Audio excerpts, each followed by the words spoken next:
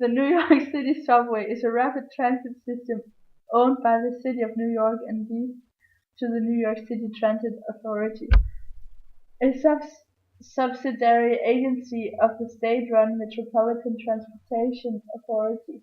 The New York City subway is one of the world's oldest public transit systems, one of the world's most used metro systems, and the metro system with the most stations and the most trackage. It offers rail service 24 hours a day and every day of the year.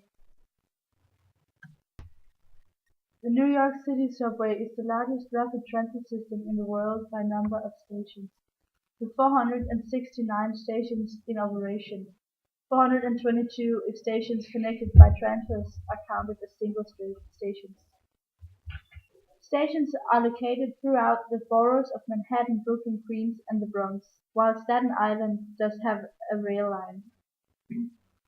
The Staten Island Railway is not officially considered part of the subway, due to its lack of any direct rail link with the subway system, so any passengers wishing to reach another borough must take a ferry or bus. The Port Authority, Trans-Hudson, and the Air Train JFK in Manhattan and Queens, respectively, accept the subway metro. A demonstration for an underground transit system was built in New York City by Alfred Ely Beach in 1869. His beach pneumatic transit only extended 312 feet or 95 meters under Broadway in Lower Manhattan, and exhibited his idea for a subway propelled by pneumatic tube technology.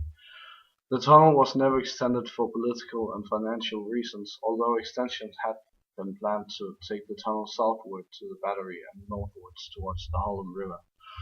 The beach subway was demolished when the BMT Broadway line was built in 1910, thus it was not integrated into the New York City subway system. The Great Blizzard of 1888 helped demonstrate the benefits of an underground transportation system. The first underground line of the subway opened on October 27, 1904. Almost 35 years after the opening, it was the first elevated line in New York City, which became the IRT Ninth Avenue line. Opening prices for rides cost around $0.05 in the first day alone carried over 150,000 passengers.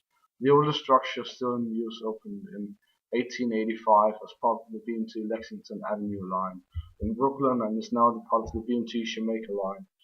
The oldest right-of way, that of the BMT West End line, was in use in 1863 as a steam railroad called the Brooklyn, Bath and Coney Island Railroad.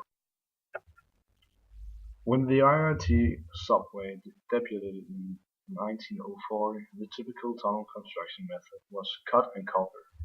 The street was torn up to dig the tunnel below before being rebuilt from above. This method worked well for digging soft dirt and gravel near the street surface. However, mining shields were required for deeper sections such as the Harlem and East River tunnels, which used cast iron tubes segments between 33rd and 42nd Street on the Park Avenue, 116th Street and 120th Street on the Broadway, and 154th Street and Dickman Street, or Fort George on the Broadway, and St. Nicholas Avenue, as well as the tunnel from 96th Street to Central Park North, 110th Street and Lenox Avenue, all of which used either rock or concrete lined tunnels. About 40% of the subway system runs on surface or elevated tracks, including steel or cast iron elevated structures, concrete viaducts, embankments, open cuts, and surface routes. All of these construction methods are completely grade separated from road and pedestrian crossings, and most of the crossing of two subway tracks are grade separated with flying junctions. The sole exceptions of the grade junctions of two lines in regular service are the 142nd Street junction and the Myrtle Avenue junction, whose tracks both intersect at the same level. The 7,700 workers who built the original subway lines consisted mostly of immigrants living in Manhattan, These workers fueled the expansion that the subway needed. More recent projects use tunnel boring machines construction which becomes at a higher cost but than cut and cover does. To build the subway tunnels to minimize disruption at street level, but also to avoid already existing utilities. Examples of such projects include the extension of the IRT Flushing Line and the IND Section Avenue Line. Service on the subway system is occasionally disrupted by flooding from rainstorms, even from minor ones. Rainwater can disturb signals underground and require the electrified third rail to be shut off. Since 1992, $357